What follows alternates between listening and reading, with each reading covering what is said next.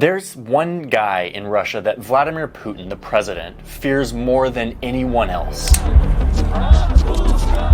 He wears a lot of different hats. He's a political activist, he's a YouTuber, he's kind of an internet troll. He's a lover of quality drone footage to help expose corruption, which, like, come on, who doesn't love a good drone shot? But his main objective is singular. It's very focused. It's to give the Russian people, and all of us around the world, a peek behind the curtain to show how Russia really works, exposing the web of bribes, corruption, lies, and powerful men who really control modern Russia. This important figure who is seeking to dismantle Russia's web of corruption is named Alexei Navalny. And just last week, he was sentenced to 3 years in jail, as well as being nominated for a Nobel Peace Prize after being secretly poisoned on an airplane. The movement that he has created strikes at the heart of Vladimir Putin's biggest fears, and I want to show you why. So let me introduce you to the man Putin fears the most. Alexei. Russian opposition leader Alexei Navalny.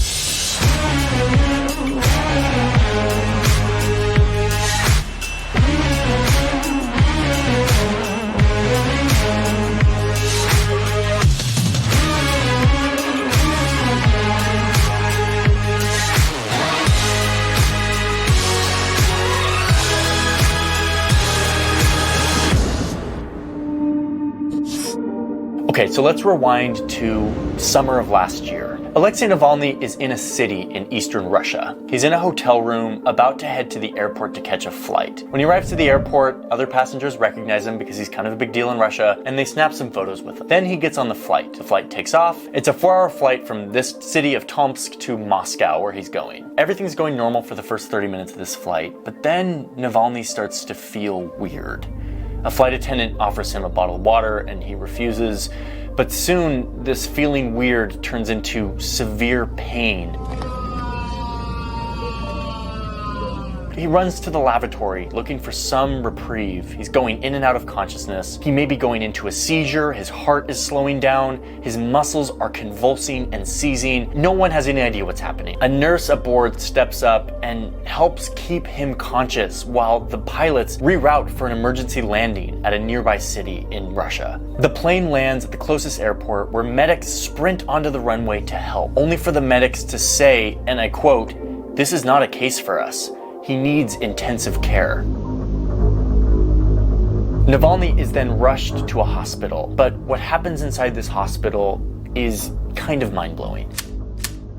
When he gets to the hospital, they start running tests on him to see what's going on. But when the doctors come looking for the results of these blood tests, the lab technician hands them a blood test that says that Alexei Navalny's totally fine. Nothing out of the ordinary, maybe a little bit of irritable bowel issues. But that's not what the doctor is seeing. This man looks like he has been poisoned. But the lab technician didn't hand over any results that indicate that he was poisoned.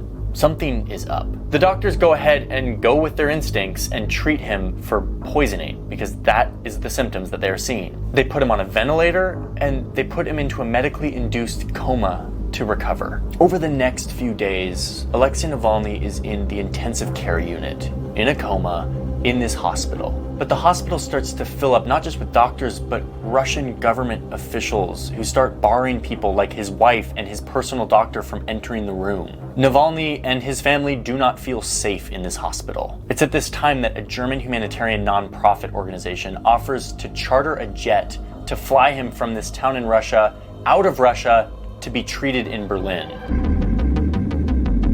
Soon he's on an airplane to Berlin, where he arrives at a hospital, and they run all of the same poison blood tests that they did in Russia, but this time they find that he was poisoned. This would have come up on the tests they did in Russia, but somebody decided not to reveal that to the doctors. Mr. Navalny remains in an induced coma at a Berlin hospital. The German doctors are seeing that the poison that was somehow administered to Alexei Navalny is some crazy nerve poison that sends the victim into a state of paralysis and gives nerve damage and inducing seizures and making their heart slow down. It's a poison that was developed by Soviet scientists during the Cold War. and they used it to quietly attack people they wanted to get rid of, like spies or double agents. It's called Novichok, and it is a brutal poison. And it was the poison that was used on Alexei Navalny. Tonight, this incredible story, the most prominent Russian opposition leader is in a coma on a ventilator. Now, there's a lot of ways to poison someone. You can use ingredients that anyone has access to. Novichok is something that is developed and used only by the Russian military and intelligence. In a sense, it's a signature. So Navalny goes back into a medically induced coma in this hospital in Berlin, where doctors are doing their best to treat him and also investigate what happened. Soon, the world would know exactly what happened. Okay, let's just pause for a second while Alexei Navalny is in a coma in Berlin, because we need to ask an important question, which is, who is this guy and why on earth is Soviet nerve poison being used against him? For most of his adult life, Alexei Navalny has been dedicated to one thing, which is shining a light on how Russia really works behind the scenes. Not this or this, but how it really works. One thing you need to know about Russia is that the whole society, the government, the business structures, everything is built on a giant house of cards, let's say. It's delicate, it's fragile, but it's the status quo. And Putin is at the top.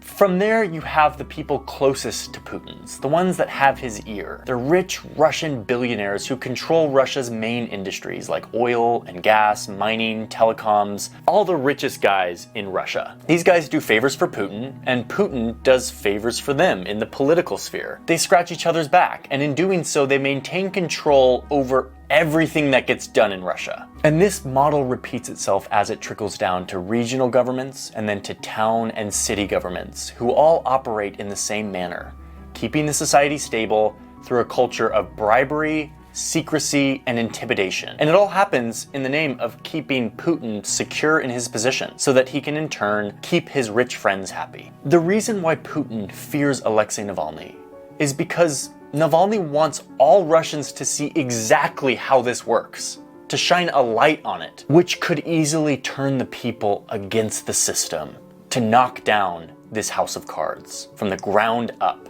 to stop putting up with a government that works for the rich corporate owners and not for the people. And if this happens, it's Vladimir Putin who has the longest, hardest fall. Okay, but here's the juiciest part of the story, and the part that got me into this and that I love, which is that the tactics Navalny uses to do this shine a light on the system thing, there's no better way to describe it than saying he's full-on trolling Vladimir Putin and his friends. He does this in a lot of ways, but what I love the most are his well-produced internet explainer documentaries. He makes these long videos exposing the indulgent corruption of Russian billionaires who control the country. And he uses these visual investigation techniques that are really stunning to look at and really convincing. But there's also a good amount of snarky, poking fun in every one of these videos. Like this deep dive into the corruption of this Russian politician that starts with this goofy iPhone video of him awkwardly dancing at like a wedding or something. But it's not just all poking fun. These videos then go very deep, and they reveal really useful and compelling evidence that shows just how bad this situation is, just how in bed the government is with these rich billionaires, but always peppered with a good amount of this. The poster reveals a smile from the pack. How bizarre. How bizarre. He's like a viral internet sensation meets like hardcore journalist, activist, video vlogger guy. He's like just an interesting character. So what is Navalny? He's kind of a politician, but he's more than that. His specific policy agenda has morphed, and it's honestly like not that noble. Like he totally supported the annexation of Crimea, which is like totally off limits and a terrible thing that happened. And his electability as a leader isn't very likely, but that's not really at the heart of his mission. His mission isn't about being elected, it's about dismantling the current system. Not to convince people to vote for him, but simply get people to vote against Putin and the status quo. And here's why this scares the shit out of Vladimir Putin. Back to our house of cards. Even though Putin is at the top of this pyramid, it doesn't mean he's all powerful. He's not like a standard totalitarian dictator who just has everyone under his thumb. He's only powerful because he's in the good graces of all these super rich guys that own the massive companies of gas, telecoms, mining, and natural resources in Russia. If these guys turn on him, he's over. Putin, while powerful, is simply one cog in the machine of keeping these guys powerful and immune from laws and regulation. Putin isn't afraid that all these YouTube videos are going to create legal issues for Putin and his friends. The courts in Russia are just as influenced by this culture of bribery and intimidation as everything else. He's not afraid of that. Instead, he's afraid that the people might realize that their government is controlled by a bunch of billionaires and start demanding that Russia be more transparent. Some accountability for these rich dudes and the leaders that support them. And like I said, if that happens, these billionaires might be able to slip into the shadows and run away to some other country, but Putin will be the public face of the person who's kept this arrangement together. He will be enemy number one. His fall will be the greatest. That is why he's afraid. In a sense, he's painted himself into a corner, and he's past the point of no return.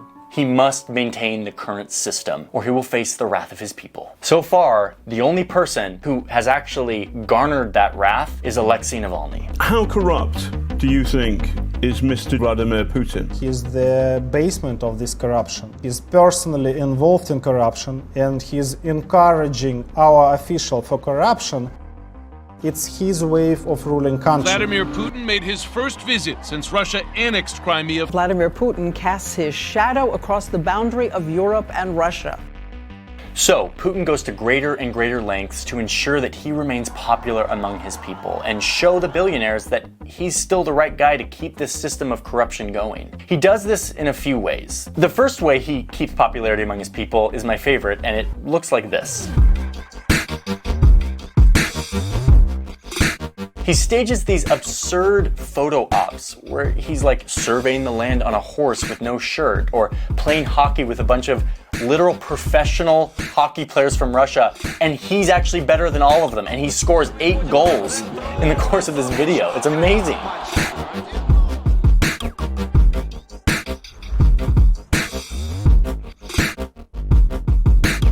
And people actually buy this. They like to see their leader like super powerful. And then secondly, he keeps his people happy by actually leading the country in ways people like. His approval rating remains quite high.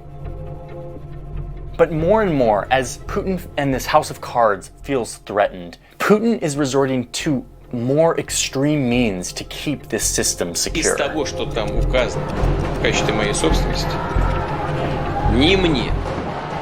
Okay, so we got the backstory on Russia and Alexei Navalny. Let's get back to Berlin, to the hospital, to the ICU where Alexei Navalny is in a coma. He finally comes out of this coma, and by then the world has looked into the details of him being poisoned on this airplane, and it becomes clear that this is the work of Russian government agents who snuck into his hotel and laced his underwear with this lethal nerve poison. Alexei Navalny is the master of trolling and pranking, and he immediately responds to this. He downloads some basic call spoofing software that any of us could download, and he masks his number as a number coming from an intelligence secure line. And he calls an intelligence agent who has COVID and is like ditched out in his house at 7 in the morning. He's like delirious. And he goes on to pretend that he is a leader in the intelligence agency. He has all this insider information, and he teases out a confession from this intelligence agent that indeed they were the ones behind this poisoning. Они посадили его там резко как-то и так далее, да? Возможно, это все пошло не так. То есть там оперативная работа, там медиков, скорой помощи. I'm not going to play a bunch of that phone call here, but I'm going to put a link in the description, and you need to go listen to it because it is insane to listen to. So what's Navalny's next move? He's in Berlin. He almost got killed. He's now having to learn to walk again because the nerve poison like really effed him up. What does he do? He decides to do exactly what he's always done. Instead of cower and stay abroad, he decides to return to Russia to face Putin head on.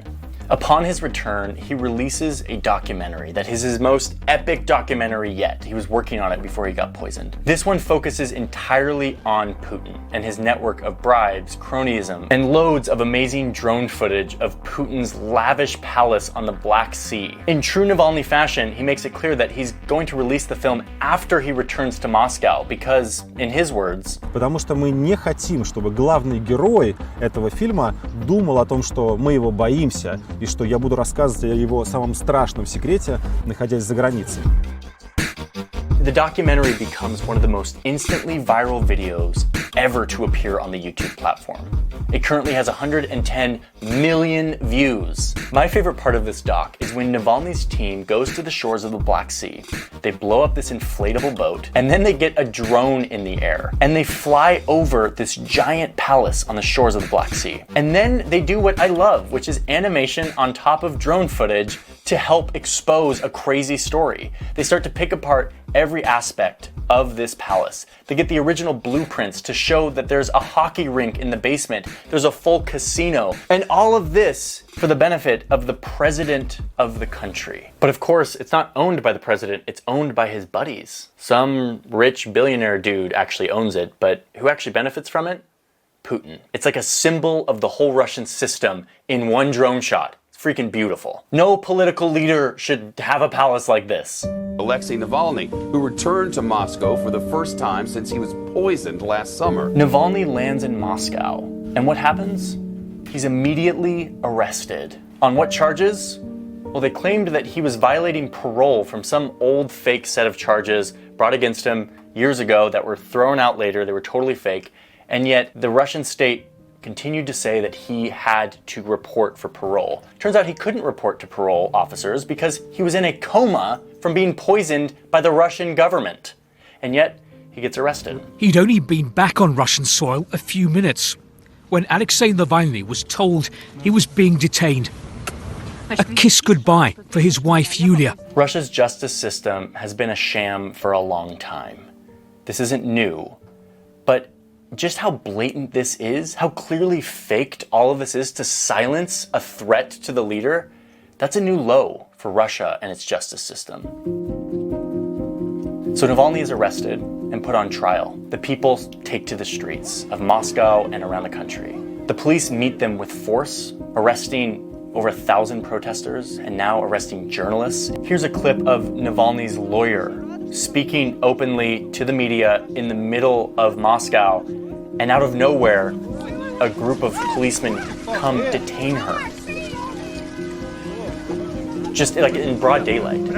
While the protesters clash with the police outside the courthouse, Navalny stands in a glass cage, while a largely politically motivated sham trial about parole violation takes place. His wife, Yulia, is in the courtroom, in the audience, watching this all happen. They're making eye contact. And in the end, the system does what it's supposed to do. Navalny gets 2 years and 8 months of prison time. The house of cards stays stable for at least a little longer.